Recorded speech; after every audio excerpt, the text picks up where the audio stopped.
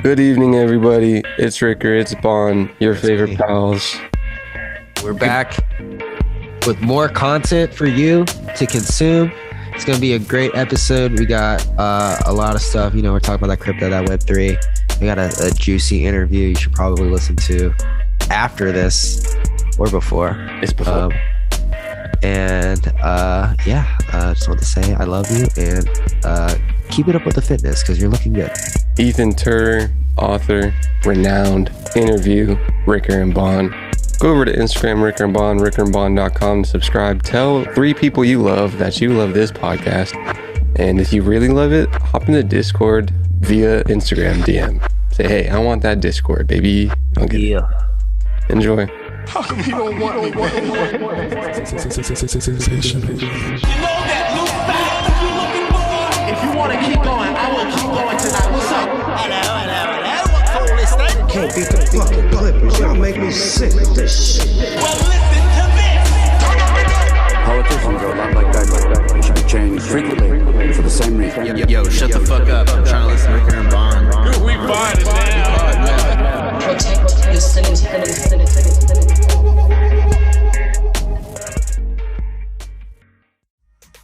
Thanksgiving's coming up, and this year for Turkey Day, MyBookie is giving you plenty of reasons to be thankful, starting with a $250 risk-free bet on Thursday afternoon when the Dallas Cowboys host the Las Vegas Raiders. Yes, sir. Bet that spread between the Raiders and the Cowboys at MyBookie. When you win, you win. And if you don't, MyBookie will refund you up to $250. So simply put, you can't lose the bet. And that's what I call no risk, all gravy. Because, you know, like turkey. Get it? Yeah. Before you get your wager in, set yourself up for success by doubling your first deposit with using promo code RICKERBON at MyBookie. That's promo code RICKERBON, RICKERBON, to double your initial deposit all the way up to $1,000. So you won't need to break the wishbone to be the one to come out ahead. Heyo, feast risk-free on Turkey Day with MyBookie. Make sure to stick around for seconds as they gear up for what should be a fun Black Friday with tons of odd boosts that will have your belly and your pockets full. Bet anything, anywhere, anytime with MyBookie. Yummo.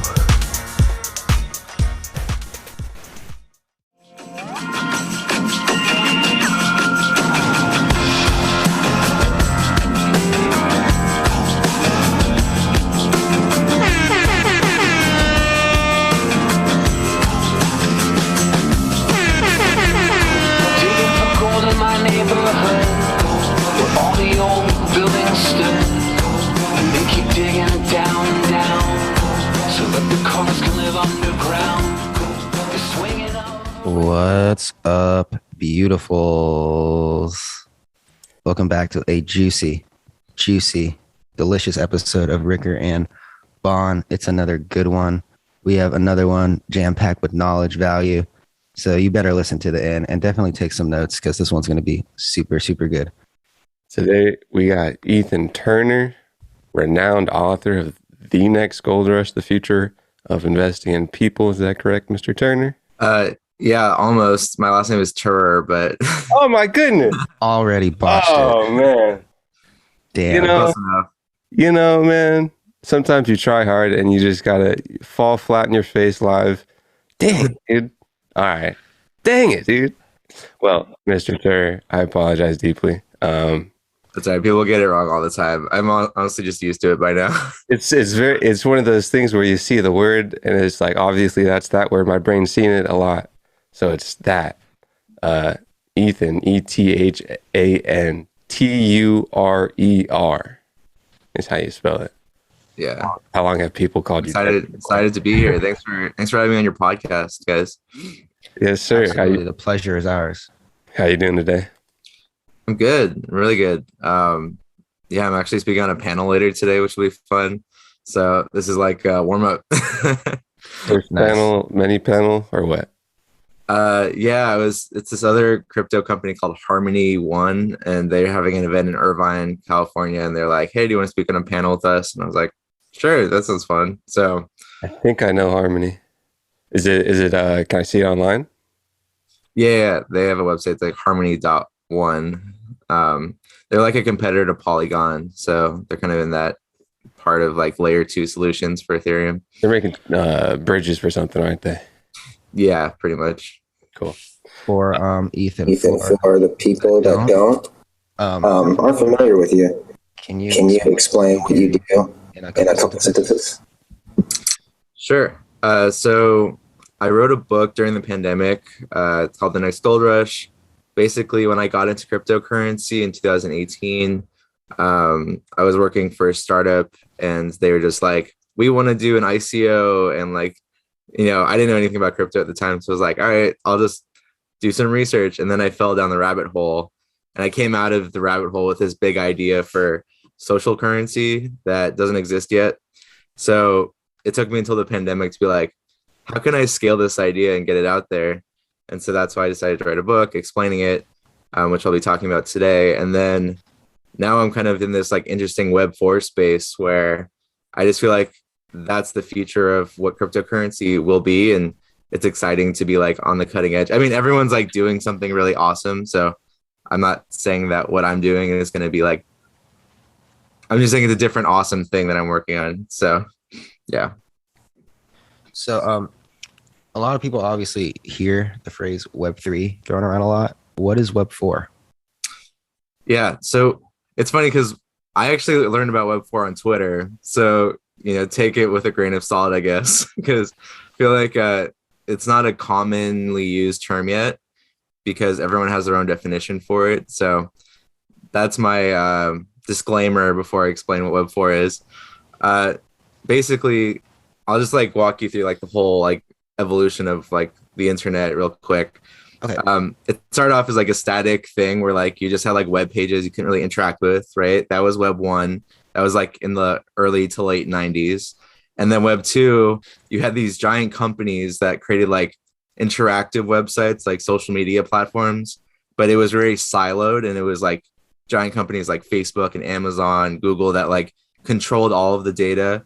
So now you have like these centralized companies that are controlling everything, but you also had mass adoption of the internet. So that was Web 2.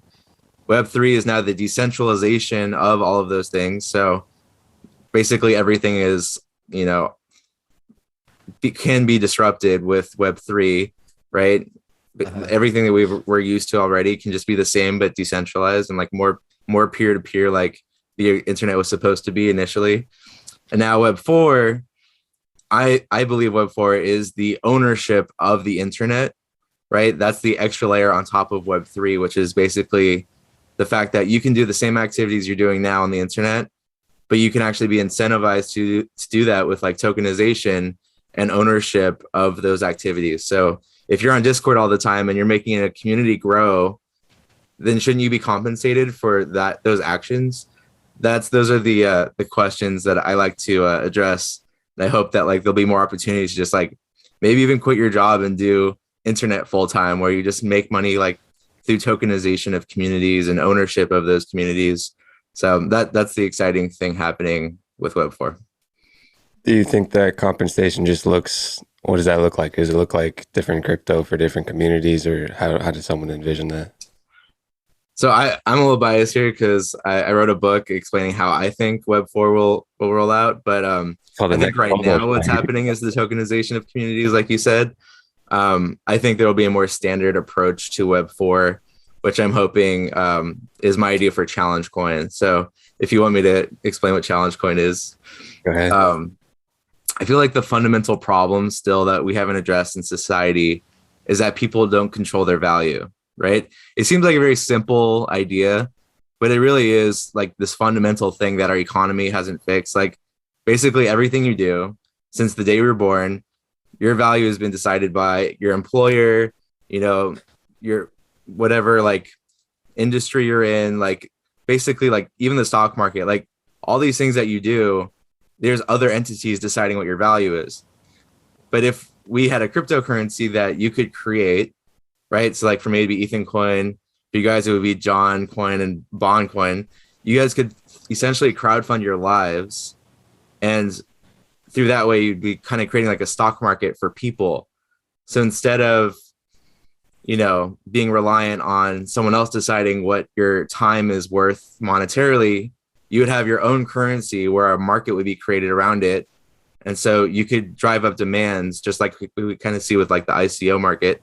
Like you have people that are very interested in investing in these projects based off of, the demand of them. So if you could, basically turn that into like a peer-to-peer system where I'm just investing in you, John, and you're investing in me. Like we're cutting out every middleman that exists, right? You don't need a business or a bank or government to tell you what your value is. Now it's just going to be us determining each other's value, which seems like the most simplest way of starting Web4 and like the metaverse and everything is that, we should have this basic premise of cutting out all of these institutions that are just taking a cut. We don't need them anymore. We have decentralization. We have the blockchain.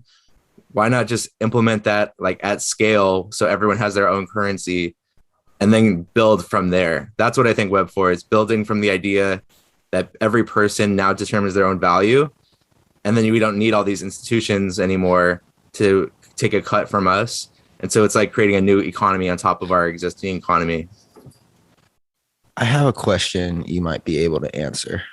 So I made a TikTok kind of explaining basically what you just said. And a lot of people in the comments, a huge concern for them was, so like, how is that going to stop people or organizations with already a lot of money from like buying 51% of a coin and still controlling what they want to control? Right. So I hope, because this is still like an idea, like I just wrote a book about it. I haven't actually developed it yet. But in the book, I explain that I think that this stock market should be only for people. Like, I think this should be the first one where we don't allow bots. You can't like create a hedge funds here where like someone's doing, what's the marginal trading? What's the high frequency trading? Like, I don't want that kind of shit in this market. I feel like we all have 24 hours in the day, right? Even if you start off with the advantage of like already like having a lot of money, you're still limited by your time, right? So you shouldn't be allowed to game the system like we do in our current stock market and have, computers basically manipulating the market. I feel like the most equitable way to create this market is that you have to verify your social identity, right? Like a proof of humanity to get into this. And so if you have a proof of humanity, then you have more of a level playing field where even the like, Jeff Bezoses of the world who have all the money in the world, they're still limited by their time. And so they're not going to have the time to, research all of the good early investments of people, right? And I don't think this market would even be worth his time anyways. So people that have already won in our current system, they don't need this new economy. This isn't for them, right? They already have, taken advantage of our politics, our banks, like they've won. Like they don't need to rig another economy. I think having this economy only for people where you need to be like present, like not have some computer or like, have another person do everything for you. I feel like that's going to be essential to creating a successful economy here, which is why I wrote a book about it, because I could see how this idea could turn into that, Bond. I feel like it's very easy where someone could be like, oh, this doesn't seem that complicated. Let me just throw this together real quick. And then it turns into this huge dystopic thing where we have basically the same system that we already have, but now it's just, with the illusion of like decentralization. I'm really hoping that by talking about it now, like before it's created, that we approach this the right way, which would be cutting out all of the things that have rigged our current systems. That's what I'm trying to avoid. It's a really interesting model. Would you cap it? Would you have a monetary like wealth cap, or is it not matter more about how much capital someone has? That's a good question. I don't know, to be honest. I feel like based on what I've considered, like I don't think a wealth cap would be necessary. I feel like it's honestly the most free market we would ever have, right? If you don't have like an SEC getting involved telling you to stop, then really it's just supply and demand, right? So if people don't want to invest in you, they can sell your coin. If people feel like you're overvalued and your coin is overvalued, and maybe, Elon Musk, for instance, has an Elon coin, and people are like, well, Tesla's really overvalued, and that's pretty much all he's getting his wealth from is Tesla, and he's already selling Tesla stock. So maybe I should just sell my Elon coin. Like that's what will probably happen, is that it will naturally kind of correct itself. So I'm hoping that there doesn't need to be a cap. I think people will be the judge of whether or not people are overvalued or not, because it's like a stock market, like I said. How do you think most people will migrate to this decentralized web? Because all this decentralization, Web3, Web4 stuff is like on the back end, and the average Joe just doesn't care. Like, what is going to be the thing to push everybody over to the next step, do you think? Yeah, that's a great question. A lot of conversations I've had about like mass adoption, people always think that NFTs are going to be like the next thing for mass adoption, right? Like there's always things that get people's interest. But fundamentally, if we wanted like billions of users into that Web3 space, we need something that every person has a stake in, right? Like if people don't understand like Ethereum, and they haven't even taken the effort at this point to look into Bitcoin, why would they start now, right? Like Bitcoin keeps going up. It's like, hit like an all-time high of over 60,000, right? But if people are still like, oh, that's too complicated, then Bitcoin's not going to be the reason they enter the space, right? So what is it going to be? I feel like something like a social currency could be the thing. I don't have a crystal ball, so I don't want to like presume anything, but I feel like if every person had their own coin, right, and that coin could be connected to their social media profiles, basically it reflects their digital reputation. Maybe they create TikToks, and instead of a Patreon where you can donate to them, now you have a currency you can invest in, right? It fundamentally changes the relationship between the influencer and follower from a donation model to an investment model. I think that shift in thinking would be very transformative and would interest a lot of people. And I hope that will help with mass adoption, but I think at the end of the day, like regulation will probably be the thing that determines whether or not everyone starts using cryptocurrency or not. Yeah. I was racking my brain around that thought, and I was trying to think of a way, because like your grandma probably wouldn't be interested in crypto because of like currency incentive, and there's always the currency incentive, which is kind of like monetary incentive for getting into crypto, which is probably like why 60%, 50%, a good portion of people are into crypto and blockchain tech. Maybe it started with speculation and it turned out into like, oh, this is really cool tech, or the other way around. But I'm trying to actively think how and why people that are non-tech savvy and not super incentivized by speculation would be interested in getting into crypto or blockchain. Like if your grandma probably like at this point uses a phone, but she doesn't know how the internet work and she doesn't really care, but there's things that live there that she's still into and will actively engage in, where people on the blockchain right now, that doesn't really happen. Yeah. So have you guys heard of the adoption curve?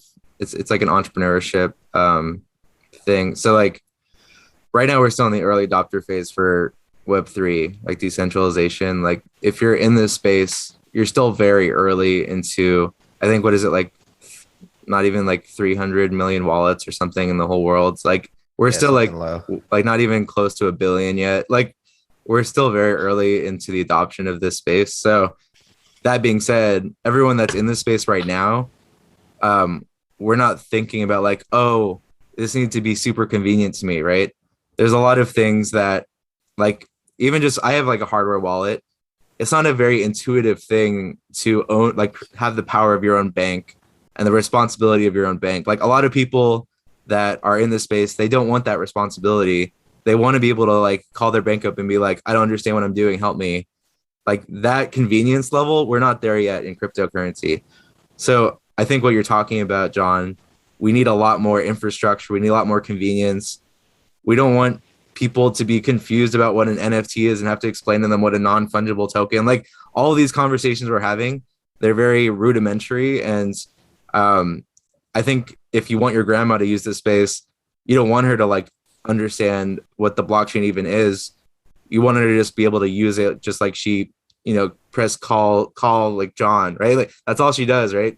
She doesn't think about how it's connected to like satellites and how the data is transferring across like the world. Like none of this is going through her mind because she doesn't need to. It's super convenient. That's where we need to be, is that super convenient stage. But that's, more of a late majority part of the adoption curve. And we're not going to be there for like maybe another decade. So it's also with products. Like if there's not products that behoove people to use it, or like a grandma to use it, then it doesn't really exist, Yeah. Yeah, that's especially. I was listening to this. I was in a channel and it was like a ladies' night thing, and some were like not elderly, but like 40-year-old females and some younger females, and just kind of like not even like female, but just non-tech savvy people, and they articulated to me in the server, but I was there. Like the friction that I haven't seen before, just because we probably grew up with technology. We grew up with, and like even if you did grow up with technology, the people that are using just the mid-level blockchain, they're not devs, but it's somewhat intuitive to internet kids, especially like gaming and just new technology. It's somewhat intuitive, and you can dive in, and you don't like mind researching the like semi esoteric things that are like tech esoteric.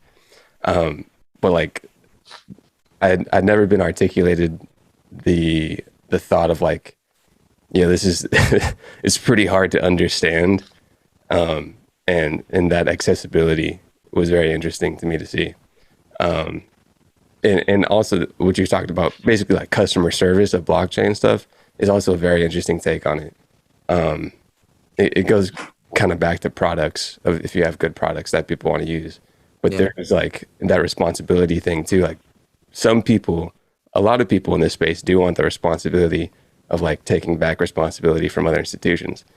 Most people in the world probably don't want that responsibility, so it'll be interesting to see where like a customer service for a blockchain product comes in. Yeah. In my book, I basically structure every chapter as like a chronological, like talking about the past and how that informs the present, and then what I think that will do for the future, right? So that's the whole structure. So if you take that model and you apply it to our conversation right now, I feel like the easiest thing I can point to is like the early 2000s, right? Right after the .com bubble, right? The internet was still very basic. Like we still had, people don't remember like what Amazon was. It was like you could only order books, and it was like, it wasn't 2-day shipping. It was like, it took a long time, and also it was costly. Like all these things people forget because it was like 20 years ago, right? And so people have like a short-term memory. But if you look at what the like 20 years ago looked like for like the early ages of the internet, that's basically where we're at now with the crypto space. Like we're actively like developing it and like building it up, and it's changing a lot faster. I think I've seen a lot of graphs that like compare crypto adoption to like internet adoption, and how we're basically on like the same adoption curve, which is interesting. I don't know how that will hold out in the long run, but I think if you look at 20 years ago, the internet, that's exactly where we're at right now. It's very much like only for people who are early adopters, who are willing to take a risk on something that a lot of people don't understand, right? But also, it's not really built out yet. It's not convenient. It's expensive. Like you look at gas fees on Ethereum, like everyone's complaining about it, but that's because we're not there yet. We're not at like mass adoption. Once we get to the point where like gas fees are like not important, like where it's super convenient and like cost effective, and we're trying to build that with like Polygon and other like bridges. But even if you look past bridges, I feel like it's not convenient to the point where it's going to lead to mass adoption. Once we get there, where it's just like you don't even have to think about it, and it doesn't take that much effort to like get into the space, that will be the inflection point. And we're not there yet, but I just like to point to like 20 years ago. Like it wasn't that long ago, but the early days of the internet. Do you remember dial-up? Do you remember how you would have to really, man? Noise? It was so annoying. I do. Like the AOL, like like it's just like static noise. That's what the internet was. Like it wasn't that long ago, and we've obviously developed it a lot more, and it's super convenient now. We're like having a podcast over Zoom. Like who would have thought of that? Video calling wasn't a thing 20 years ago. So we've made a lot of progress in like just the internet as a whole, And that's where we're headed with cryptocurrency and blockchain. But we just need more time. I feel like people are just, they need more patience. It's going to happen. It's just not, we're not there yet. Would you consider, I don't want to say this bigger than the internet. I personally like to compare it to like the App Store, because the App Store, people think it's insignificant, but it created like entire industries, created billionaires, millionaires, all that. Would you compare that more to the creation of the App Store or more like the beginning of the internet? Compare what? Blockchain or crypto?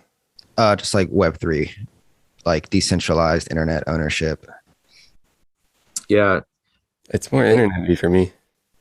It's less product based, but it's still kind of an infrastructure where people can make the product. But I would still say just internet infrastructure in my head. Yeah. It's hard to like, I feel like parts of Web3 could be compared to the App Store. I think if you're comparing all of Web3, you would have to compare it to all of the internet.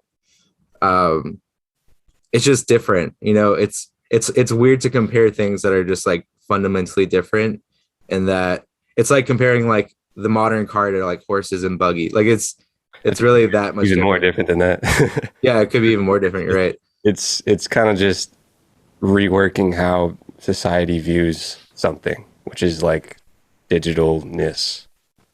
How do you because I love trying to explain this to people that will listen, but some people just like, they just refuse to get it. What's the simplest way you could explain this transition? You already kind of did, but like, how would you explain it to like a 10-year-old maybe, or better yet, a 55-year-old who like understands the internet but like doesn't know where it's going? Yeah, it might be the same explanation. Let's see.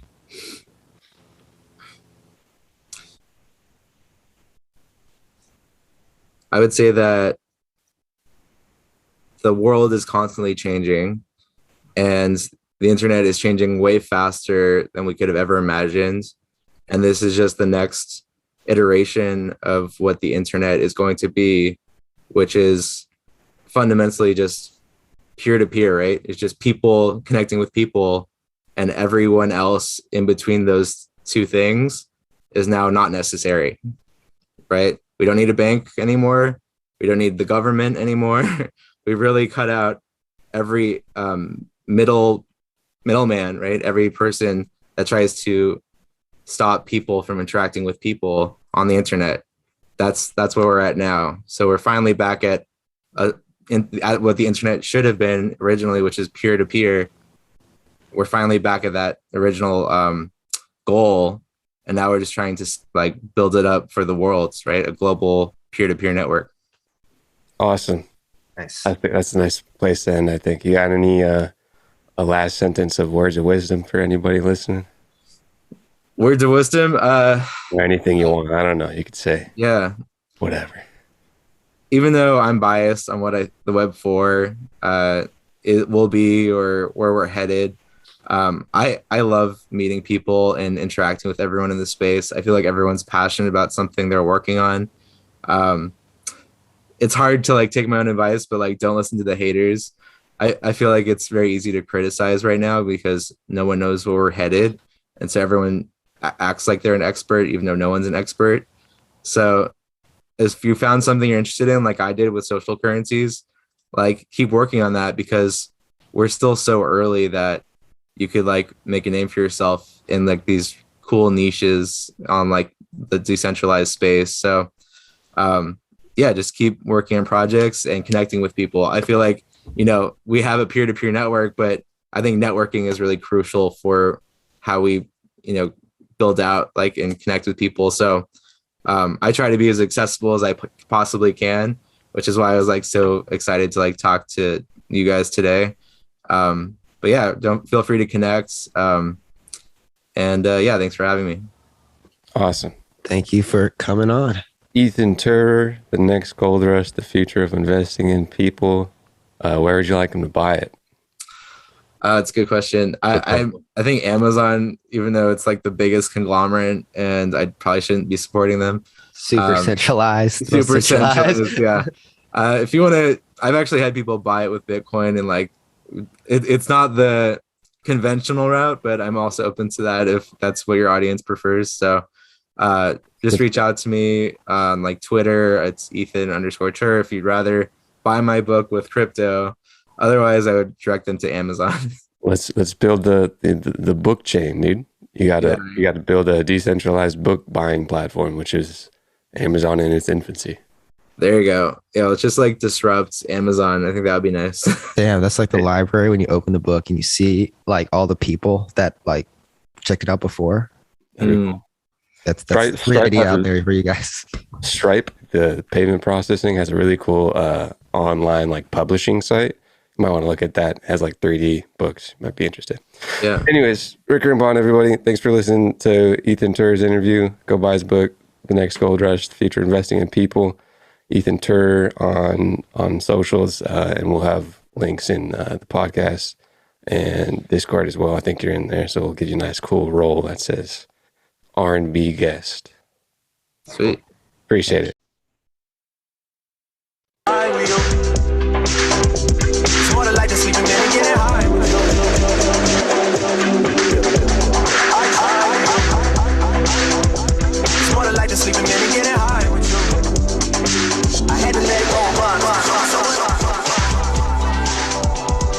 I was in a Discord the other day, and someone linked a song that was like a dubstep song, but it was like, I'm not really a dubstep guy, but it was a cool song, and I was like into it. It was pretty like well produced and cool, and I was listening to it. I was like, man, I miss college, bro. I miss just like that, because college was the time where there was just a lot of electronic music and fun things dancing, dude.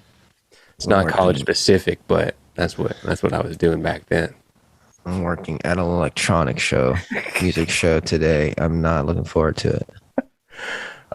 The beauty of not having to see everything every day. The beauty of scarcity. I don't have to like work on it. I'm just sitting in the office, like doing whatever I want. But I still hear it, which sucks. I might go pick up some AirPods Pro with noise canceling because I fucking lost mine. Wow, that's kind of the reason why I don't have AirPods. I don't do it anymore, but I used to listen to things going to sleep, and those things would be gone in like 2 weeks. I wouldn't know where they'd be on the floor, but it's so necessary. Like, oh God, just using these things takes me 30 minutes from the thought I want to listen to some music until these things are in my ear. Just untangling, fucking trying to. Why are you so tangled? Because they're cables. Because you just put it in your pocket. I don't really put mine in my pocket. Cables do that though. There's a physics equation behind it. Ricker and Bond, everybody, thanks for listening to that Ethan Turer interview. A little egg on my face, man. His name's not Turner. Yeah, you really fucked that up. Jesus. Yeah, way to go. You literally just botched that important He's not gonna fund my project now. We'll never work in Hollywood again. Billions of dollars. I'm never going to work in the San Fernando Valley again. God damn, dude. LA boys for life. That's what I'm saying. Shout out Ethan for holding down the West with me. Biggest takeaway. Biggest takeaway. I want to read the book because I've never heard the term Web 4 before, because we're like not even at Web 3. So I want to see. Yeah. Because like my thing was like, just everything he explained was Web3 to me. Yeah, that's when I first talked to him, that was my impression as well of like so his Web4 is owning things, like owning your own value, and I would still say that would be Web3. But he does have a point where it's like people are still developing this stuff. So you could also say that Web3 is just the decoupling of internet from centralized things, and once you have that, then you go on to the next one. But I would put the digital ownership of value still in Web3. Yeah. But I'm sure there's a solid Twitter thread that says, hey, dude, this is Web4 and you guys are lame, dude. You guys heard about Web5? Crazy. It's nuts. It's in your blood. Yo, speaking of that, dude, you want to get this? I have a headline, right? Yeah. And I wrote about it. Twitter has a really cool newsletter thing where you can like make a newsletter called Review, I believe. REVUE. When you see that like subscribe button on people's Twitter, look up John Ricker on Twitter. What's poppin'? but kind of in that same vein of like, he was saying that everybody's like impatient. My sentiment on this newsletter was like, there's really cool technology happening. And this was with like a chip that could read temperatures with ultrasounds. Super tiny chip. It's tinier than a piece of dust. And this team from Colombia uses ultrasound. They've done it in mice. They can read temperature and some vitals.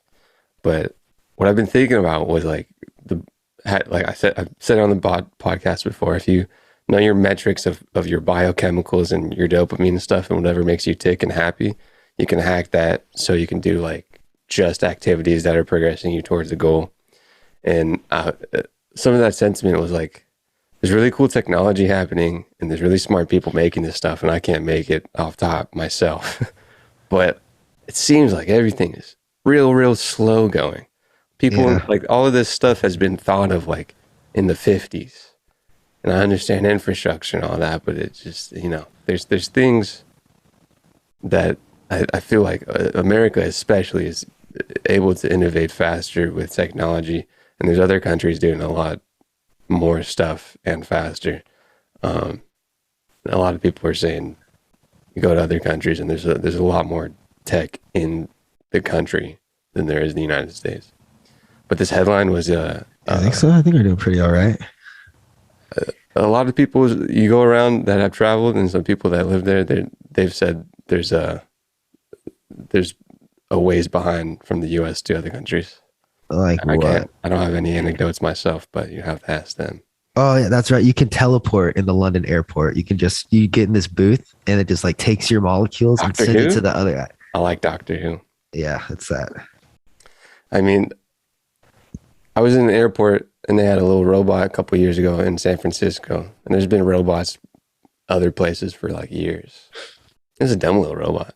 I was going to ask, was it like a robot that actually helped you get through the airport faster, or was it just a novelty little thing? It was just about beer, yeah. Yeah.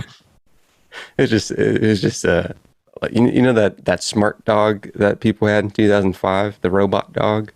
Yeah. It was big that one? It was like, yeah, big. Oh, fuck. Oh, Spot or whatever it was called? Yeah. I think wanted one of those. We brought if I it was up. rich, I would buy one for sure. It was a little plastic dog. But it was like that, but for like, dude, what kind of beer would you like right now, or wine? Which is cool. Talking about products again, that was a big thing too. I've really been racking my head around how you onboard mass people onto blockchain technology. It's just a killer product. That's what I'm saying. No one cares how the internet works. They care and that kind of leads into like, what do old non-tech savvy people or young non-tech savvy people who are learning okay, so two things, right? You have old people, non-tech savvy. Yeah. Let's say that's that category. And you have young people who are just like not tech savvy, but are growing up in it. And so they're still kind of like learning technology, just like as you do as like a first grader on a computer in 2001 or whatever. So those are two categories of like the outskirts. Easy, but still appeals to power users. What do you mean? That could be a thing too. Cause like, so when you're describing a product that's going to bring mass adoption, okay, I'm thinking immediately of the iPhone, immediately of Facebook. So iPhone, super easy to learn, but people that are super into phones still use it because it's a really good phone and you can do some powerful stuff with it. Facebook, pretty easy to learn for old people. If you're a power user, you can hop into Facebook ads, do a bunch of stuff, and those are two products that brought a lot of people, first of all, online, and a lot of people to like cell phone world. Warren Buffett, super old, not very tech savvy, said something along the lines of like the iPhone is the best product ever created. And he said that he should have invested in an Apple, and that's his biggest regret. Yeah. And now he owns like what, 2% of it or something? But he says that he doesn't invest in stuff he doesn't understand.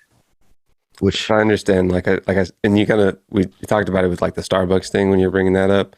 I understand that, but also like,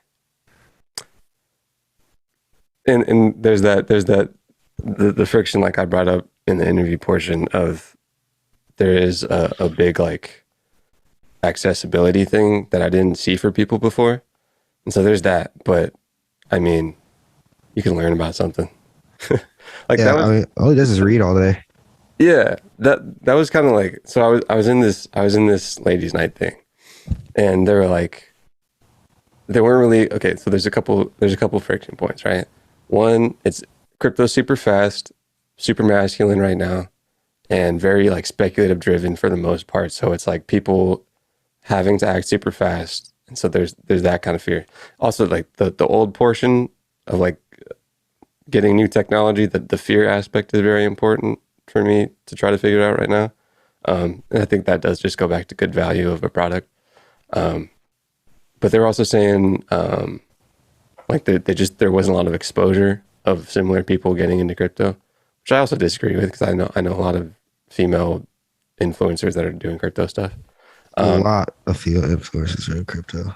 Yeah, and some of the people that were, And they're all killing it. They're all gaining audiences with like less content than the males. yeah. I think.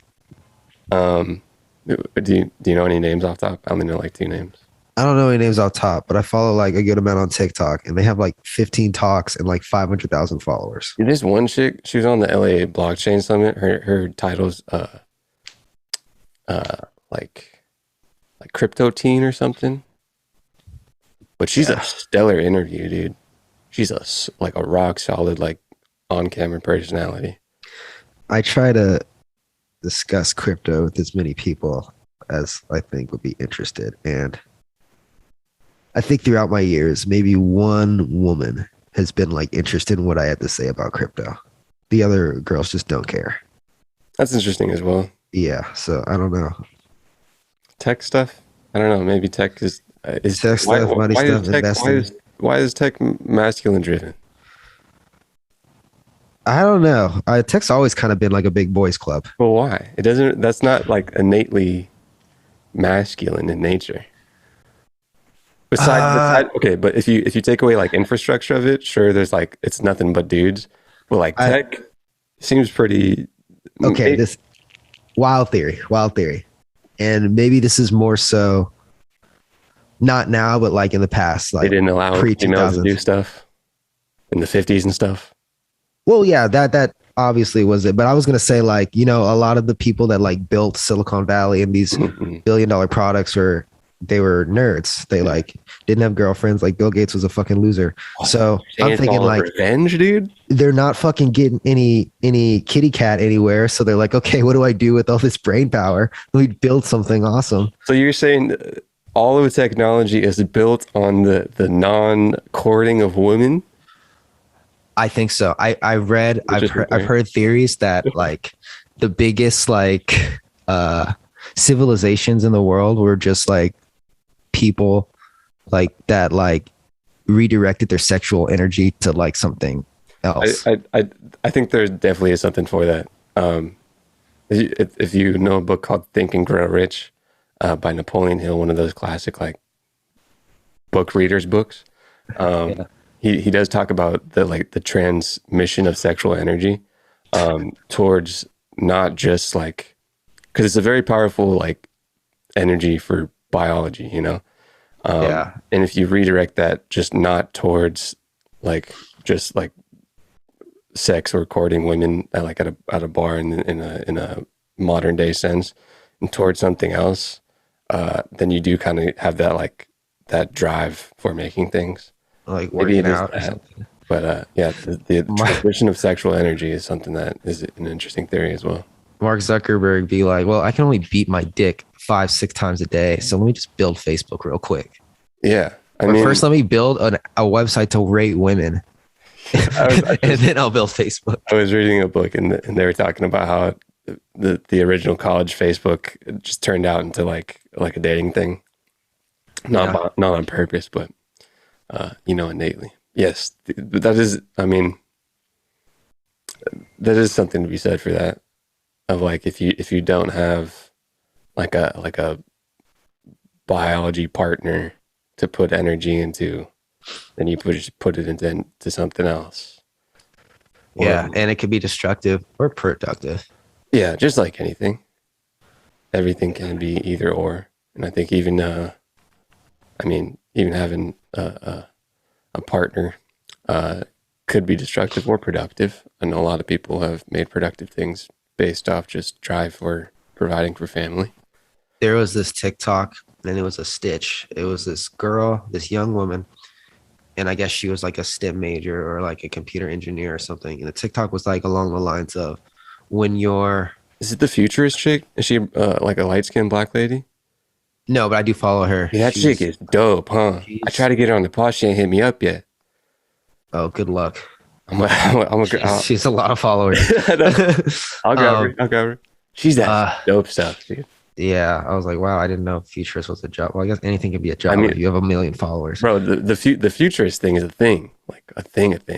Yeah. Okay, so this girl was like, oh, when your male coworker, computer engineer coworker doesn't get the hint that you don't like him and he keeps oversharing. And then it cut to this guy was like, okay, I want to explain this. You have a bunch of people in computer engineering degrees who have no experience with women because they didn't get any sex in high school and college. And so they redirected all this energy into like engineering and building products and stuff. And now they're in the workforce and they're around these women because more women are entering the field and they don't really like know boundaries. So it's coming off as awkward and it's coming off as weird. Where in the past, if there were like men that were like doing okay with women, like in the area, and they saw a guy like struggling with a girl, they're more likely to be like, hey man, try this differently. Hey man, let's go to the gym. Hey man, maybe don't like ask her this. But instead, because the workforce is like quickly going to like almost half women, the women just view it as like super creepy and super unattractive, and nobody's like correcting these men's behavior. So it's like you're having like a lot of issues specifically in the tech workforce. Interesting. I was like, well, that's really interesting. You just need a tech wingman. Like I said, bro, there's a niche in crypto man counseling. Yeah. Oh God, I love the comments of those. What's the man counseling TikTok? The man counseling and the women counseling, because it's just a battle of the sexes. I mean, engagement's engagement. Sometimes I get a woman being like, listen, ladies, this is how you actually get a man. Men don't like it when they're usually straight up. They're like, men don't like all this boss girl shit. Men don't want to compete with their women. They just want to provide and call it a day. Like, don't compete with your man, blah, blah, blah, blah, blah, blah, blah. And then you look in the comments and some of them are like, okay, I'm going to try this. And some of them are like, no, fuck that. No one can keep me small, blah, blah, blah, blah, blah, blah. And then you go to their TikTok and they're just ranting about men and how they can't get a boyfriend. I'm like, okay, maybe there's a correlation here. There can be both. You can be big and the other partner can be big too. I found but that competition thing is weird. You do see a push, and rightly so because it's overcorrecting from the past, but of very women empowerment. All cool. It's valid because it has been very taken power from the past.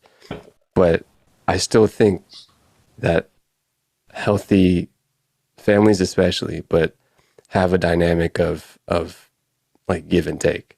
Yin yang. Yeah. Like you and this is kind of just for like male female relationships, and it's probably similar for other relationships. But I still think having some stereotypes of masculine and feminine in a family is warranted. It's just like really unattractive when your girl tries to outman you. Yeah. It's sure. Like, I can imagine it's kind of like when the man tries to outwoman the girlfriend. Like, I don't know. What is that one? What's a good example?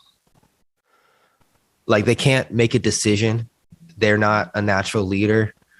Like, I might get a little heat from this, but in my experience, the women I've dealt with are much happier when you make most of the decisions. When you don't say, What do you want to feel? What do you want to eat? Where do you want to go? What do you want to do? Say, no, this is where we're going. This is where we're eating. This is the plan, you know?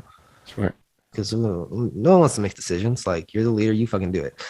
But yeah, but then like you switch the roles, or like the roles, which is what a lot of modern society is trying to do. And you can see the results in a lot of the relationships. The woman loses respect for the man gets insecure, and the dynamic is just kind of off. And yeah, basically that's all I got to say about that. I think, you know, it has to be healthy, but It has to be healthy. I also, both things can be unhealthy. Like, and you can also like, you can have power in like not being an alpha in a family. Yeah. Like as a woman, and even as a man too, there's scenarios where you have to be like, all right, she definitely has to make a decision for this right now, and I have to be okay with being like, all right, this is a decision I have to take a back seat on. Yeah, like if it's something like, I don't know, something with the kids or something, she probably knows best. It doesn't even have to be just kid related. There's certain things that certain roles in any society, you have to be humble enough to be like, all right, this can't be my call. Someone else is either smarter, more adept in this field and area than I am. And then you continue from there. God, dude, some people's like shit is such a mess. I came across this couple, their whole thing is being polyamorous, meaning they allow each other to sleep with other people. And I came across this couple, and the girl was like talking about how she has another boyfriend with her main boyfriend. They've been together for like 14 years. So she has another boyfriend, and she's sharing finances with the other boyfriend. And the guy, yeah, I never thought about polyamorous lifestyles with finances. I only thought about sex, huh? Such a mess. Okay, and then you have this guy, the main guy. He's like, "Hey, I don't think you should be sharing finances with another man, because like, what if I give you money and then you give him money?" And I just imagine her but like super on her accounting though. She's just like, well, I got to give like 7% to Jim, dude, because you know that's just where it's going right now. Yeah, and then I go in the comments, and it's just a bunch of women saying, who does he think he is telling you who you should share finances with? That's because you're sharing. I mean, he has some kind of right because he's sharing a life with you. Yeah, it's like, well, they live together too. Like that is what it is. Like there's certain things, like I said, you have to be humble enough to like hear another partner, because you're literally sharing an existence with someone. That guy just seems so powerless. Yeah, there's an aspect of that as well. And I don't know. There's like, I don't know. That's not a situation I want to be in personally, but I also don't care if other people do. Yeah, I will induce in the theory, engage in the theory.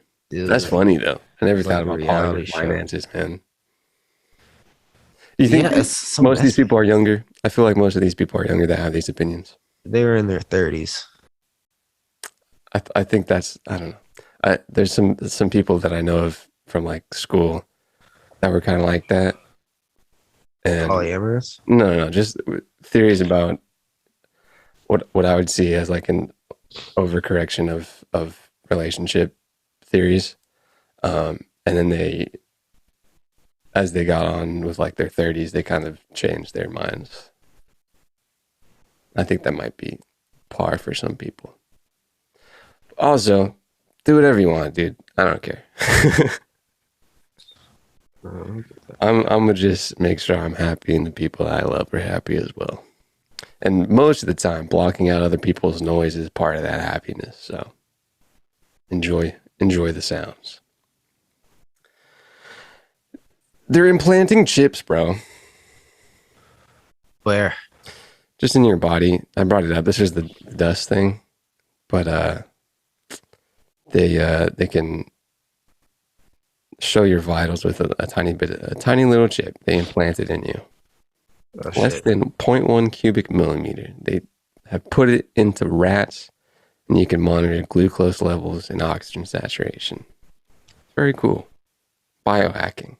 Shout out So, Climate hey, Tech. you probably shouldn't drive today. You're still drunk. That'd be cool too. Like that, it's just very plausible to me as someone who doesn't know a lot of things about a lot of things. And then it just goes straight to Jeff Bezos servers. Dude, in 2 weeks we're having a dude on the show who I think I'll have to check, but he works for a project called Presearch, which is a decentralized search engine. And I want to get his opinions on data servers, man. 'Cause at the end of like people, okay, I wanted to bring this up with Ethan too, but I didn't. I just forgot. There's still giant institutions pumping money into crypto. Like it's not, and a lot of people have this like idealism of it, which what people might have wanted, where you have like it's completely decoupled from any government or corporate institution. It's very not. Like it's very not decoupled, 100%. But yeah, but the difference is like it's really easy to see if the transparency is immense. Yeah, and I also even though it's like technically it's controlled in theory because like most of the stake is controlled, but it's not like controlled the way it is now. Mm-hmm. You know, you can't flip it off with a switch like you can now. Mm-hmm. I have thoughts about will Web3 and so I'll bring this up first. I'll bring up the headline first. Square, you ever heard of it? You never heard of Square? Look at Jack Dorsey, bro. Go to Discord. Looking Dude. ugly. Bro, look at him without a beard. Is he back? Is Jack back? No, he's not. He's not without a beard. This is November. This might be an old picture, but he looks like a little baby Jack, dude. It's not loading. It's not. Square, right? Square CEO is Jack Dorsey, also CEO of Twitter. Square is a payment processor for, I think it's supposed to be small businesses, but not positive exactly. But Jack Dorsey under Square has a new decentralized Bitcoin exchange called TBDEX, which is a protocol that seeks to improve the on-ramp rails into Bitcoin. And they released a white paper, I think yesterday, the November 19th, 2021. The statement said, "We believe the economy should be inclusive. We need to build on-ramps to this future where everyone can access and participate in the economy." Goes back to what I was saying. The biggest gap right now is onboarding people into blockchain. Make a good product for that, like Square probably definitely will. And you got a nice little business there. The TBDEX protocol aims to bridge the gap between the fiat and Bitcoin worlds, given that most people still receive their paychecks in fiat currency and pay taxes in fiat currency. The project aims to make it easier for those who want to convert their debasing fiat. Whoa, way to just hit fiat in the freaking gut there, NASDAQ.com. That's your whole shtick. 6.2%. What, 6.2%? Inflation. For appreciating Bitcoin in the purest free market possible. It's from NASDAQ.com? Dang, dude. NASDAQ? And oh, it's from Bitcoin Magazine. Okay. Bitcoin Magazine. That's really interesting. They want to make that fiat into Bitcoin a little bit easier, dude. And dude, with Square doing that, man, homie said get Square a long time ago, and I've been blindly long on Square for a minute. But stuff like that is the validation of homie's theories. How many shares you got? That's a little handful, but not the best entry. Gotta wait for a little dip again, but solid foundation. Friend sells hella covered calls on Square. Makes like $1,500 a month passively, whether it goes up or down. How many shares does he have? 100. Okay. Yeah, you have to have at least 100 to sell covered calls. That's what I was asking. Square. We propose a solution that does not rely on a federation to control permission or access to the network. nor does it dictate the level of trust required between counterparties. There is no governance token. Instead, the TBDEX protocol allows participants to negotiate trust directly with each other or mutually and voluntarily rely on trusted third parties to vouch for the counterparty. So it's, I think what people were saying where it's not completely decentralized. Oh God. But it's quasi decentralized. But Twitter and Dorsey and company and Square have this whole push for decentralized stuff. And it's very interesting. So my thinking process is, as the internet and web evolves into less siloed and more decentralized people and peer-to-peer, are bigger companies that have made their stake in the modern day technology era, which is very into only a few companies. Will they go more transparent as a company? Will there be more decentralized stuff and blockchain stuff where you can see everything? Will companies become less secretive? I don't know. Whatever makes more money. Yeah, that's what you said last time.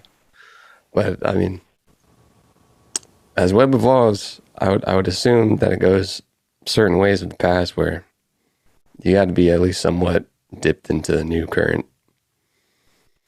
It'll be interesting to see 40, 50 years from now which companies exist still on the top, because as the past says, top companies die off pretty easily and aren't on the top of the markets anymore. But this might change that. Crypto.com Arena. Heard of it? Crypto. Freaking. Did you see that Westbrook thing, man? No. So Russell Westbrook is on the Lakers now, and he's from LA. Yeah. And a reporter was like, he said the audio was horrible, by the way. They couldn't get any other audio, but there was like a ringing. The reporter was talking to Russell Westbrook, and he was saying something about Crypto.com Arena. And Russell Westbrook was like, "You said Crypto Arena?" and he's like, no, Crypto.com. And Russell Westbrook was like, "Oh, okay." Crypto Arena. I honestly thought maybe perhaps Coinbase Stadium or something along the lines. Coinbase isn't marketing for sports as heavy as FTX or Crypto.com or these other people, unless I haven't seen it. But I haven't seen a Coinbase sports marketing. And also $700 million for that. Seems low, right? 20 years. Right? For 20 years, dude. Like for Staples. Like Amazon literally could have sneezed and been like, just call it Amazon Arena. Fuck it. YOLO. I'm not sure Crypto.com's capital situation. I'm also not sure of like, I think it was, is it AEG that is like brokering the deal somehow? Let me see. Yeah, they own it. They own the stadium. Also, who the fuck uses Crypto.com? Some people. It's definitely up there. It's probably more like heard of it. It's kind of like a medium user. Their coin people like to speculate on, and it definitely ran up as people got into that. In 20 years, will we be using .com a lot? .com? Or will we be like, whoa, why do we call it that?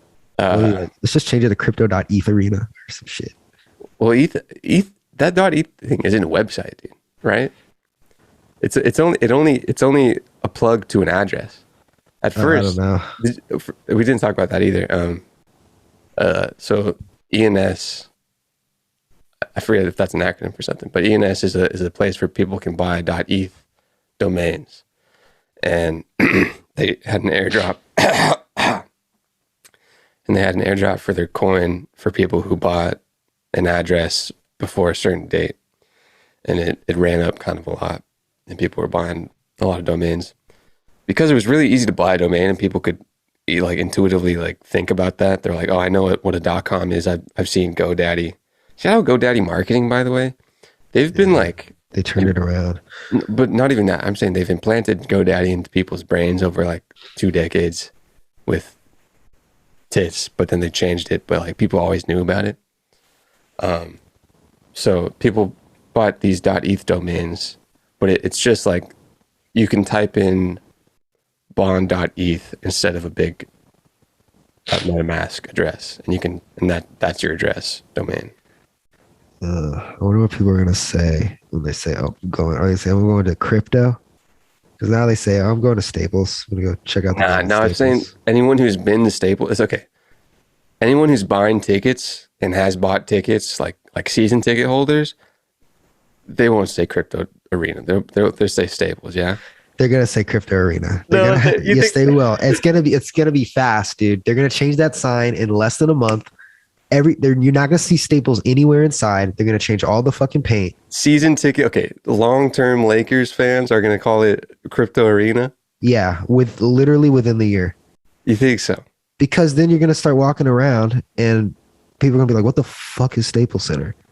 You know, it's gonna be fast. I think for the layman, sure, because it does happen once people like Oracle for the Warriors and they changed to Chase in San Francisco.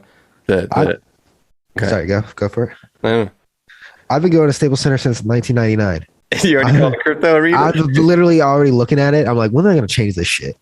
Like, it will looks look dated cooler. already. It will look cooler than Staples. Like for a certain amount of my life, I didn't equate Staples to like the Staples retail brand. Yeah. And then when I did, it was a little less cool.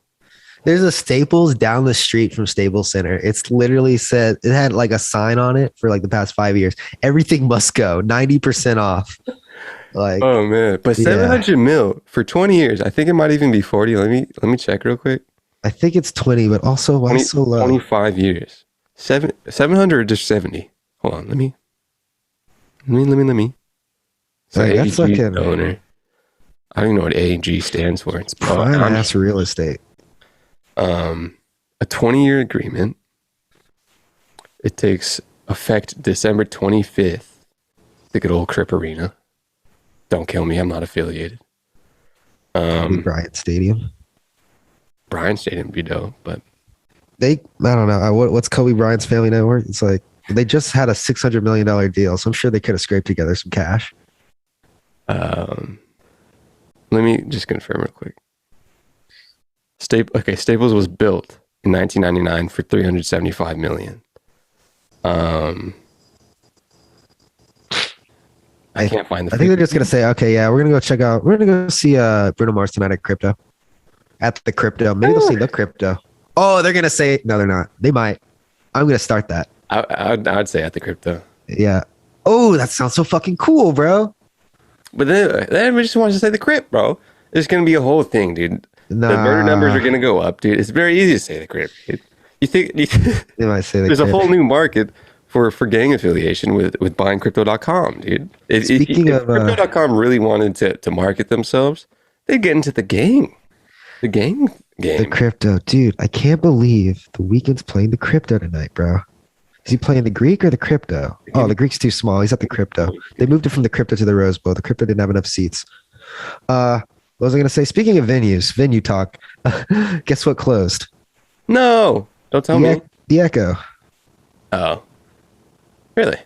Yeah, couldn't pay the lease. Rent was too high. Jesus Christ. Yeah, it was in the LA Times. Wow. Well, rip the Echo, dude. Let's see if I can get a headline. That was a cool little venue.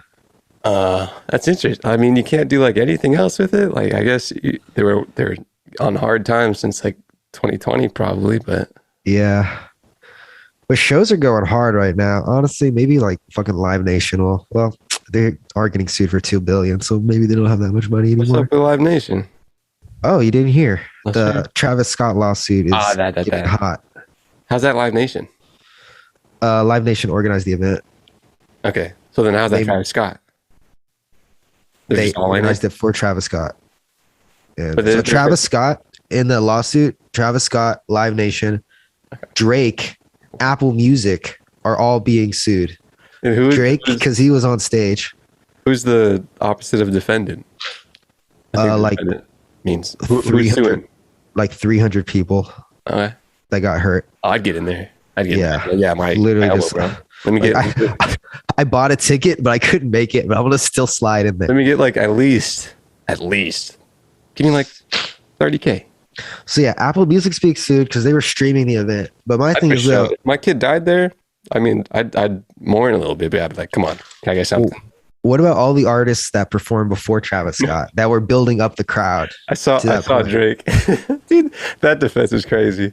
I would love to be in that courtroom to see what, because I mean, is there liability? There's probably something in that ticket that says no one's liable for anything, I would assume. There is a thing actually on the ticket that says, it said something about like injury or something, like we're not responsible for injury, but it didn't say anything about death. Yeah. That I feel like is not possible. But apparently the venue only has $25 million of insurance. So who knows how much Live Nation and Travis Scott has. He was 30 or 300? The people? Yeah. I think it was 300 people. No, the dollar amount? 2 billion. That's more than 300. Yeah, Kylie's like, all right, go get my purse. Here, Travis. God dang it, dude. Just pay me back.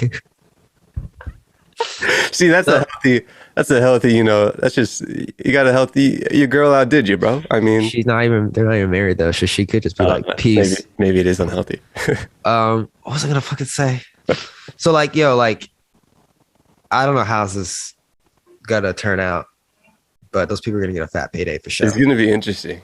I would assume that lawyers of a venue said, hey, if you die, you can't sue us. Yeah. That'd be the first two things I'd write as a non-lawyer writing a contract. Like, hey, injury, not us. Death, not us, please. I wonder who's going to be the most at fault. I would say. That's interesting, too. The venue, bro. Live Nation, the venue. But the venue's not in charge. Okay, the venue's in charge of like the infrastructure of the venue, but the venue didn't oversell the tickets. I think that was it oversold? Yeah. Yeah, that's going to be fun. Yeah. I hope people still follow that with headlines, because I don't know if I'm going to be searching that off top. I don't think Travis Scott himself will be in as much trouble as people think he will. No, I think the suing the artist, I think is pretty asinine. He's just going to make the statement, unless people pass out at all my shows. How was I supposed to know? Unless Travis said, everybody rush the front, which if he did, I think that's the case probably. There was a thing too, which definitely didn't help.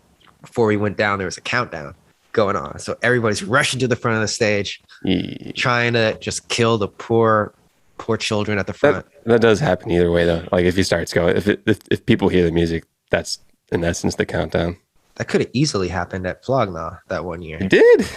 there was a compression during the Yeah, but no one died. No one died, but there was the phenomenon of the crowd compression at the front, and they had to stop for a second. They're like, "Yo, you guys are crushing people." At least they stopped. I think it was just before them, or like they did it in the beginning. But I was moshing. I was going hard. That was my first Brockhampton thing. I think I was a little older than everybody, and I was going hard, bro. It's time to go. It's Brockhampton. Let's get it. I saw a video of a girl. She climbed up the camera thing to try to tell the camera guy to stop the show. Huh? And everybody's giving the camera guy shit. I'm like, dude, like, there's no possible way in hell a cameraman could stop the show. He probably has a radio that's connected to the other camera people. The only one that can stop the show is the sound guy. He just has to turn off the sound. And then someone would turn on the house lights. But like, camera guy has no control. Lights doesn't have a lot of cloud either, because then the sound's still going. Everybody just gets buck in the dark, and that's dangerous too, because what if people riot? That's true. Where's the music? You know, like that would it happened with Drake at Flogna. You want to keep going and keep going. Let's go. Oh my god, what if that happened? What if kids just climb onto the stage and just start staring shit down? Where's Frank Ocean? The if you make a meme stitch of the video of the Travis Scott concert, and then you stitch it with Drake at Flogna saying, "What's up? Y'all want to keep going?" Ooh, I will keep going tonight. What's Hey, I missed that drop. Shout out the intro. I'll get the drops going next week. Next week we got like a therapy guy. I didn't really reach out to him, but he wanted to be on the pod, and he seemed kind of interesting. It'll be interesting. I have some stuff to get off my chest. It's gonna be interesting. That'd be dope though. What's some emotional stuff we could think of? That'd be like, hey, why don't men like to go to therapy? That's a good question. You know, Solid we can dive into that. Okay. It'd be like, hey, I want to go to therapy, but I'm afraid my homies are gonna make fun of me. What's another thing I can do short of suicide that'll help me? Where's that come from? You know, it just comes from just the masculine urge to be macho, to have it all together. Sure. But sometimes I just want to hug. Doesn't being so powerful that you walk into therapy and have no pre-reservations make you more powerful? Have no pre-reservations of like, I'm saying I need to talk to some people about some emotions. Doesn't that make you more macho because you did it? I guess so. Heck yeah, dude. And that's why we're having this therapy. I forget his name, but I'll see right now. I guess so. His name's Sam Led. You're just raised, and like your entire life, your parents were like, therapy's for locos. And I'm like, you're freaking crazy, dude. What you need? Crazy. You know what? Just pray about it, dude. Just no son of mine is gonna go to some kind of mental couch hospital. Fucking someone on TikTok was like, therapy should be free, and the comments were like, yep. These people gotta like sit through all these issues. And you want them to do it for free? Like, fuck off. Plus the like 8 years of school you gotta go to. Bro, I could probably out therapize somebody that has gone to 8 years of school for therapy. Oh, you think so? I think so, man. So if I came to you and I just talked about how my uncle's been molesting me for 15 years, and because of it, I can't like connect with anybody. Like, no, I'm just super anxious all the time. You tell me how to deal with that? I mean, yeah, man. It all just goes back to push-ups in the morning. Just get 2 meals a day in at least. You gotta, walk it off. Okay. All right. Maybe there's a little more planning into it than just listening and being like, hey, man, you just got to have positive thoughts in the present. Yeah. I think it's a lot deeper than that. There's a little more protocol, but that's what it goes back to, I think that's a gross oversimplification of some of the issues that people deal with. Oh, just think positive, bro. Maybe it goes back to my blind spot for other people's scenarios. I swear I was in that. It was really like eye-opening. And it was like, what, dude? When I was in that ladies' night thing. And it's not just to pinpoint it on females, it's just people who aren't on tech savvy. But they're like, yeah, dude, it's just not intuitive. And I was like, oh, yeah, it's not intuitive for people. Yeah. Fuck. But also like, yeah. And some other people said it was a dude that said in response to basically, which, neither here nor there. But it was like, well, you got to research. Like, you gotta read.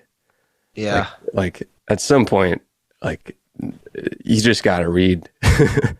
That's what it boils down to. People just don't want to do it, dude. Like I made a TikTok talking about Web3, and then somebody made a comment. They were like, "Oh, so the staking and the money's just gonna go back into the powerful hands like it is now." And I commented, "Yeah, but the fact that you're watching this right now is an opportunity for you to like go research and learn and invest in something." And then the guy commented, "Nah, I'm good." So it's like, all right. You got, oh God. Yeah, there's a lot. That's the thing too of people talking about like, were you aware that the Constitution DAO? Yeah, no. So there was a DAO that's really interesting. You should go deep into it because it's an interesting DAO and it goes to different places. A DAO is a decentralized autonomous organization where people vote on things. It's pretty basically like pure democracy besides money things kind of. But Sotheby's was auctioning like a copy of the Constitution or something, or the Constitution, I don't know. And they were pulling together money to buy it. And this I think he was a banker, but this guy, it was I think it was like 38 mil perhaps. And he just outbid him. Right. And he's probably just like a fiat guy. He's probably some banker, right?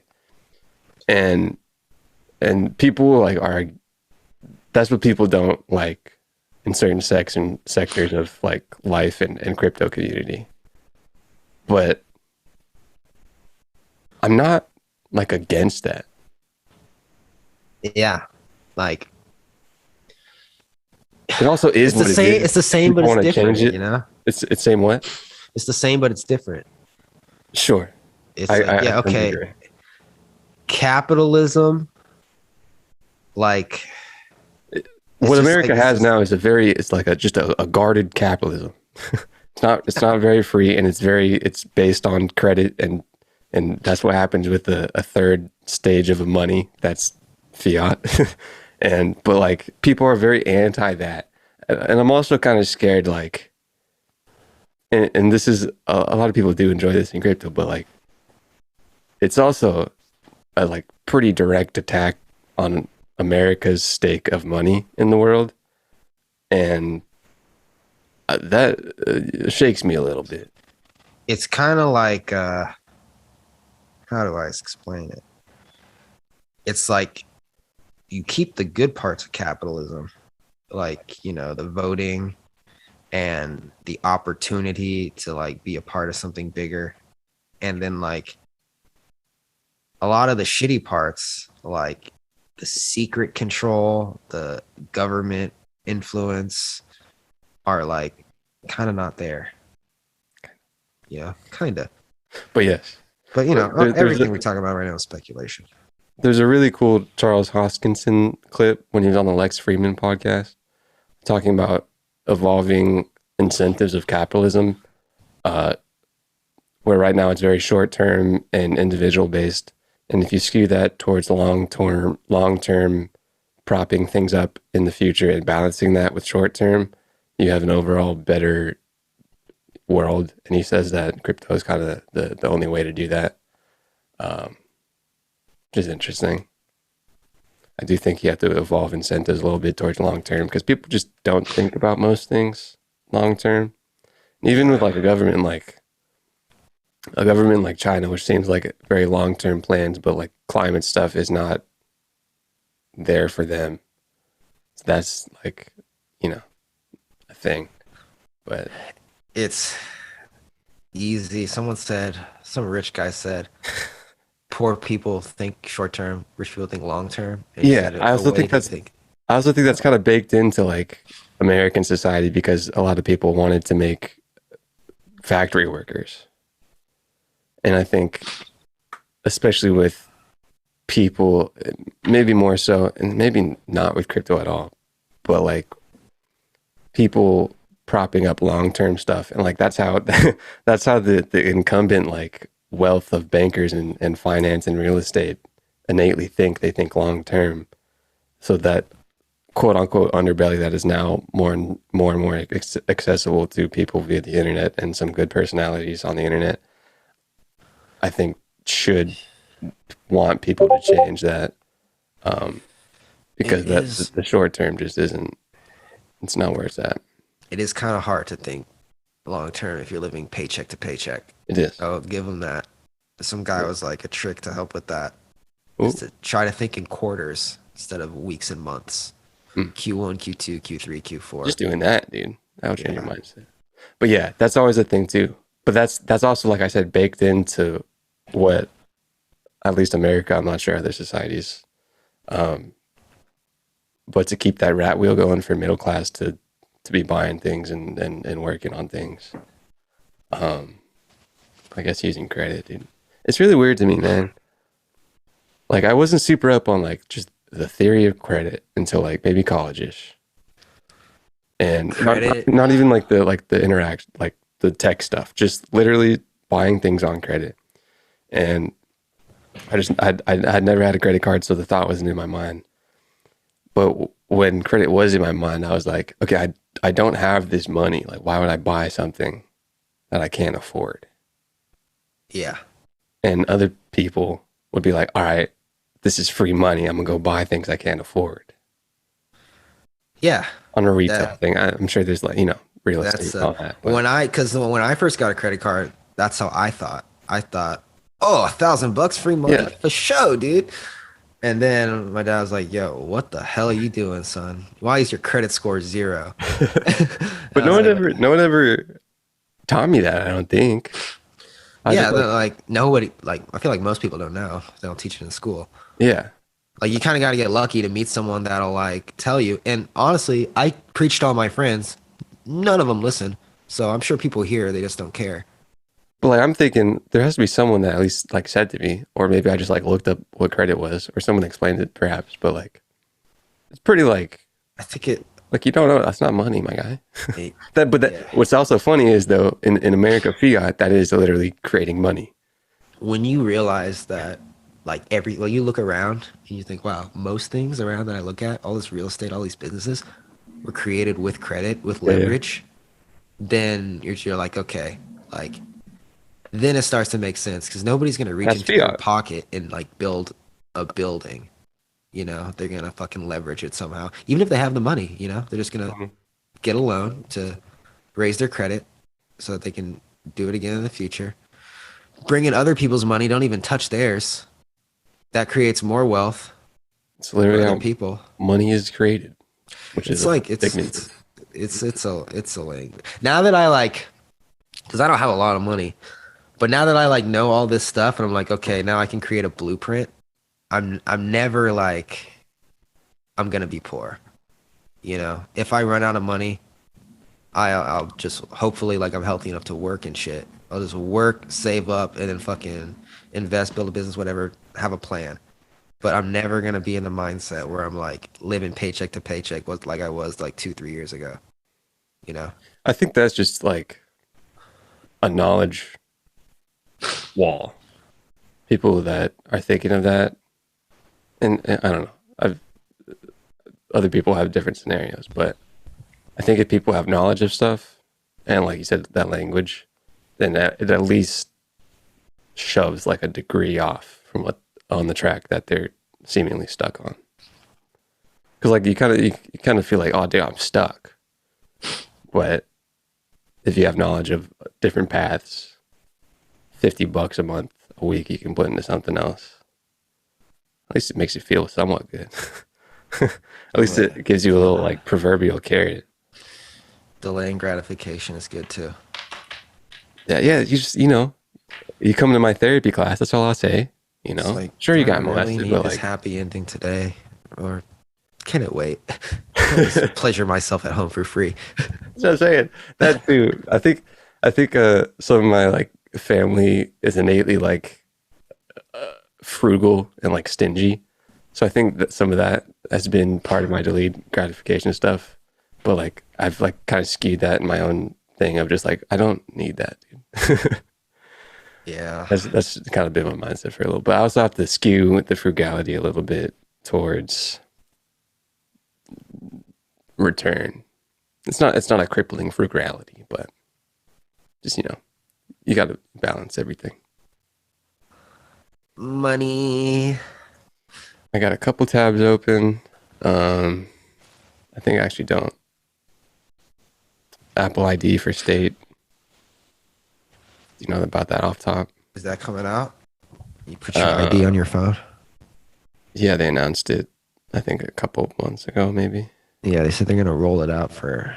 CNBC got a hold of contracts signed by Georgia, Arizona, Oklahoma, and Kentucky and found that Apple will maintain tight control over its deployment. And it is users participating states digitally store their driver's license or state IDs on their iPhone's wallet. I would like to point out that this is just a small roadmap for Apple to take over everything crypto. Is your vaccine card on your what? Me? Phone? Yeah. No. Some people have it. I don't know Hey if I man, can get it you on finna there. get a booster? No. Right? I also have to think like Don't even care. I did always the reason I got it was like being around family, but like it feels a little dirty to me. I will say that I like a lot of me getting the vaccine was kind of like social pressure. It's like Yeah. if all I need is the first couple shots to do stuff, fucking whatever. If I get fucking COVID, whatever, bro. I still did it for close one's sake, but I don't know. Yeah, I might not, but there'll be some family pressure. yeah, they're starting to fire people at my job. That I get both sides, but like, dang, that's something, man. Yeah, I get it. I can see both sides, like Chanel, you know. And I work at this work for this guy. bar, and he's like, the state's gonna make me check vaccines. Yeah. And he's very like against it. He's like, I don't want to deal with this shit, you know? Like, Yeah. It is putting a big load on businesses as well. yeah. Mr. Cardone was talking about that with Dorian. I still gotta watch that. I saw clips. You know, you only need the clips, baby. No, I'm sure it's a great full interview. Damn, are they just buddies now? Dude, just me, him, and just him and Grant just chilling. yeah, dude. Dude. There's a guy called Billy Jean. He does marketing, and I think he had either like a mock cover of a book or just an actual book. He's a black dude, and the title was Rich White People Secrets. And he posted it on Instagram, and Cardone commented, "Did you interview me?" I thought that was funny. The first Grant Cardone clip I ever saw was something along the lines of why you shouldn't smoke marijuana. And then I just think that of dude outside, bro. Yeah, That might be my one of my early Cardone clips too. and I agree think with of fucking Dorian chiefing up our living room, bro. It's never been that boxed. I've never seen it that boxed ever. But also there could be a whole nother like level that Dorian could have if he didn't smoke, you know? Maybe. I think I don't know. I don't want to speculate on the man's life, but he's in his mid-30s. I think he knows what works for him. For a business person that succeeds in enterprises but also smokes weed, so not just Dorian. Yeah, I smoke weed, and I also do think Grant Cardone is a freaking drug addict. So was he? Yeah, like real drugs, like coke and shit. I don't know. I'm assuming some white stuff, but okay, he was talking about that. He was like, "Yeah, I channeled my addiction into money." If you do coke, don't tell me not to smoke weed. That's my thing. Oh, that's funny. I didn't know that specifically, but I think he said it on one of those clips or another clip where he's like, "Yeah, I transferred my addicted personality into like real estate," which also I think is a branch of like sexual transmission of sexual energy. Why does it seem like there's such a high barrier to entry in real estate that everybody makes it seem so easy? Oh yeah, I just bought this fixer upper with $5,000. All I had to do was trudge in it. Yeah, dude. And no credit. It's like, how? Where? That's what I'm saying. There was one dude that I was listening to. He was like, I think he said like 30K into $1 million. And I was like, where did you start that? Like rural Texas in 1950? I'm not sure. But there's other things like, I don't know. Maybe if you put in just like the reading hours, like you do with other things, on like just real estate specific, because it is seemingly very boring. Maybe it's like it's because everything starts off hard and there's difficulties, but then after you're like 4 or 5 properties, it's so easy you don't remember how hard it was. So you're just like, you know. That's the same thing with like you're blind to the accessibility things that you've overcome. I saw this stitch. This girl was crying about how difficult it is to live because she's poor, and then it goes to this guy sitting in a Lamborghini, and he's talking about, money isn't everything, family, relationships, fucking blind spots, dude. Yeah, I was like, bro, like you're right, but you just don't get it, dude. Like, it's a different unhappiness because you're hungry. It's because you don't know where you're gonna live next month. It's quite hard to enterprise with an empty stomach, But then some people have done it too. So, who am I? When I'm rich, I'm definitely gonna be that guy that's like, hey, you're right. Being poor sucks. Being poor is shit. Buy my course. Let's buy my course. I can't guarantee you'll make money, but I'll make money because you bought it. I think there's another white salt and pepper haired guy that I did get from Dorian as well, who's more like I think he made a software company, I believe, but the clips, the content he posts is very mentorship, like a little different vein than like a Cardone, but it's kind of just very like motivational-esque, but still like actionable. I think like if you do that and you have a position of wealth and power, it helps a lot of people. It's still kind of vague and stuff, but like you can be like, hey man, just come on, What are we doing here? Hey man, put down the pipe. That's what it always goes back to. It's like, hey man, hold on, take a breath. Hold on, what are you doing right now? Come on, what are we doing? Hey man, do you really need to open Pornhub at 6 a.m., bro? That's what I'm saying. You want to fire up the dopamine factory right now that hard? That's just gonna put a shadow over your whole day. It literally chemically, it will put a shadow over your whole day. Holy shit! When you're making love to your wife tonight, you're gonna be thinking about that 19-year-old Latina on Pornhub. I was talking about chemically, but sure. Oh, That is the thing, though. In the morning, I saw from content, the thing that fires your dopamine off top, that's what your brain's going to want to get throughout the day. And if you don't reach that place again, then it gets a little down. here's a low dopamine example and a high dopamine example that I experienced recently, and they were pretty close together. So I was like, wow, these are so different. Low dopamine example. When I'm out with my friend Chris and he's out trying to impress people in Hollywood and like trying to make fake friends and like dragging me on, that's a low dopamine example for me. Like I'm very not happy. Yeah. Like very not enjoying my time.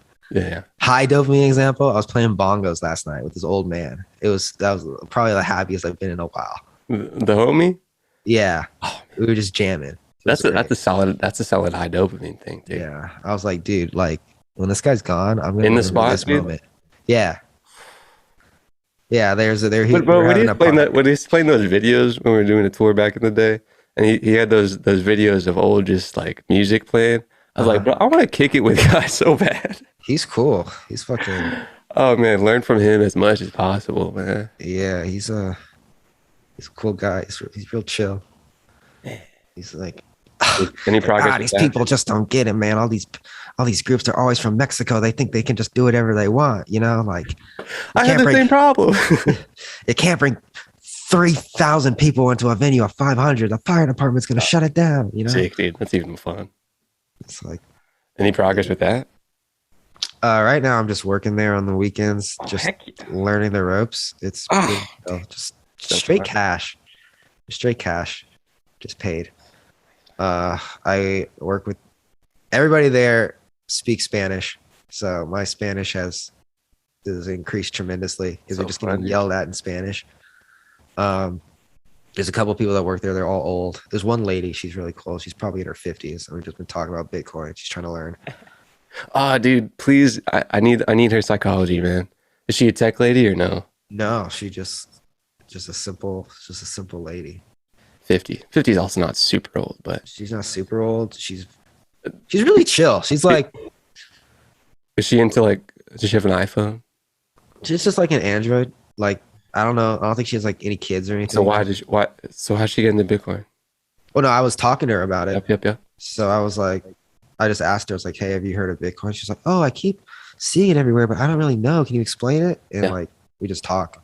I- She's like, I'm percolating a product that is age based that will hopefully onboard people en masse, and so I'm very into learning friction for both for non-tech savvy people and older people and younger people.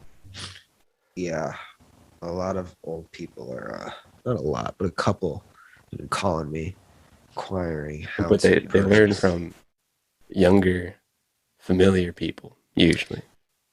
Even Coinbase is too difficult for some people. I think that's the easiest way to purchase. Besides, I haven't even PayPal or gone through it in something. a while. Actually, maybe PayPal's the easiest, but I don't like telling people to buy on PayPal PayPal is interesting. or Robinhood. I mean, Cash App, bro. Cash App's kind of friction for people, but like that's Can you send it out though? maybe not. But I mean, at some point, that's your first baby step. Yeah. I'm Because sure. then I feel like, okay, I'm just literally teaching them how to buy a stock. Like it's no different, you know? At some point, you are kind of just teaching people about money. And that's also the differentiation of teaching people about cryptocurrency and blockchain. Like cryptocurrency, you have to like explain money, and even people who know what money is barely know what money is. And then blockchain's a tech. That's it. Yeah. Exciting times. Education. Pretty cool, man. Get to read things, get to see a new invention of the internet. This is probably one of the first times in history you can make a lot of money being a teacher. I mean, you could Not a teach other traditional things teacher. fast. Teaching, like, let's say you're just really passionate about math and you're a math teacher. Your high school students don't respect you. You make $45,000 a year. And then you're like, you know what? Fuck these bitches. I'm going to start making YouTube videos about math and TikToks and shit and a course. And then bam, 100 grand a month. You know, obviously it's harder than that, but That's all you got to do. it's all you got to do. Just bam, you know? I love it, dude. Just say bam. Just have a good community. It's also everything's very community based now, man. It's very fun. If you have that community building skill, you can go a lot of places, which is basically just marketing. It's fun. All right. Anything else, man, you've been thinking about? That's dope. You got to be freaking working at homie's club, dude. It's cool. I don't like it when I'm driving there, but when I'm there, it's not that bad. But just, I mean, it's the first like chapter of that, or like paragraph of that chapter. Yeah, I'm just like seeing how he runs it. Super old school. He's so old school. It's like he's having trouble. Like he's having trouble ordering beer because he used to do it like manually, right? And now they're like, "Yo, we're gonna use the internet now to order." He's like, "Fuck, I don't want to put my information in the computer."